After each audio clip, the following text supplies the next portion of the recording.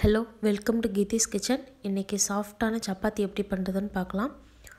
கோதுமை மாவில் கொஞ்சமாக சால்ட் ஆட் பண்ணிவிட்டு நல்லா மிக்ஸ் பண்ணி விட்டுறணும்.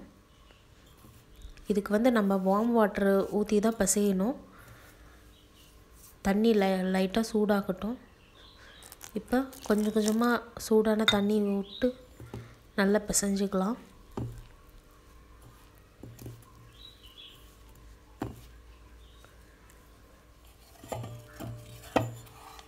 நல்லா ஒரு 5 மினிட்ஸ் பிசைஞ்சிட்டு நல்லா ஒரு 5 மினிட்ஸ் இது மாதிரி நல்லா அழுத்தி பிசைஞ்சிக்கோங்க. நல்லா அப்போ தான் மாவு சாஃப்டாக வரும். இப்போ கொஞ்சமாக லைட்டாக ஆயில் விட்டுட்டு அது மேலே எல்லாம் அப்ளை பண்ணிவிட்டு ஒரு 20 மினிட்ஸ் ரெஸ்ட்டில் வச்சிடலாம் மாவு. இப்போ 20 மினிட்ஸ் ஆயிடுச்சு. மாவு நல்லா ஊறி இருக்கு. இப்போ நம்ம சப்பாத்திக்கு தேய்க்கலாம்.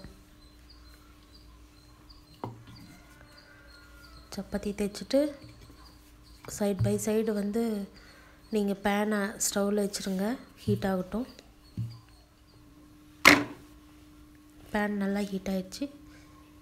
இப்போ தேய்ச்சி வச்ச சப்பாத்தியை பேனில் போட்டு ஒரு 50 செகண்ட் விடலாம். மேலே லைட்டாக பபிள்ஸ் மாதிரி வரும். அதுக்கப்புறம் அடுத்த சைடு திருப்பி போட்டுக்கலாம்.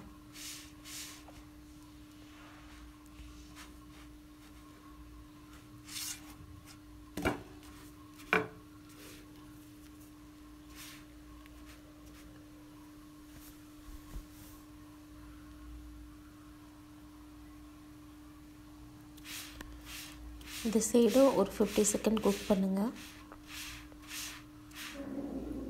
லைட்டாக ப்ரௌன் கலரில் டாட்டாக வருது பாரு, இந்த சைடு வந்திருக்கு. அதேமாரி அந்த சைடும் வரணும்.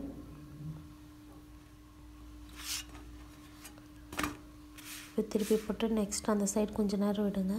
இப்போ பாருங்கள், பூரி மாதிரி சப்பாத்தி உப்பி வருது நல்லா.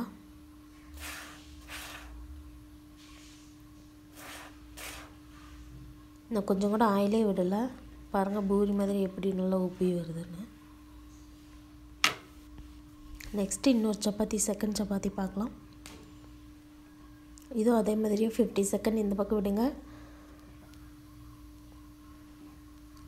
சின்ன சின்னதாக பபிள்ஸ் மாதிரி வரும். நெக்ஸ்ட் சைடு திருப்பி போடுங்க.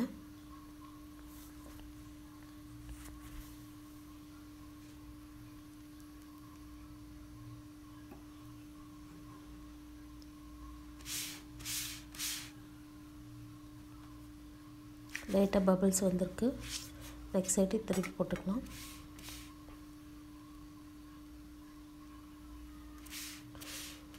இது பண்ணும்போது ரொம்ப சிம்மில் வைக்க வேண்டாம் ஸ்டவ்வை. ஒரு மீடியமில் இருக்கணும் ஸ்டவ்வு. அப்போ தான் சப்பாத்தி நல்லா உப்பி வரும். ரொம்ப ஹை ஃப்ளேமில் வச்சிட்டிங்கன்னா கருகிடும்.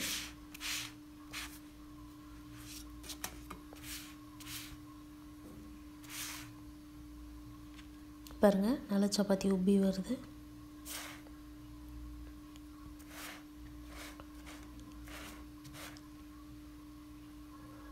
அவ்வளோதான், சாஃப்டான சப்பாத்தி ரெடி. இதை எல்லாம் குருமா கூடயே வச்சு சாப்பிட்லாம், ரொம்ப நல்லாயிருக்கும். கண்டிப்பாக இதை நீங்களும் வீட்டில் ட்ரை பண்ணி பாருங்கள். என்னோடய சேனலை மறக்காமல் சப்ஸ்கிரைப் பண்ணுங்கள். தேங்க்யூ.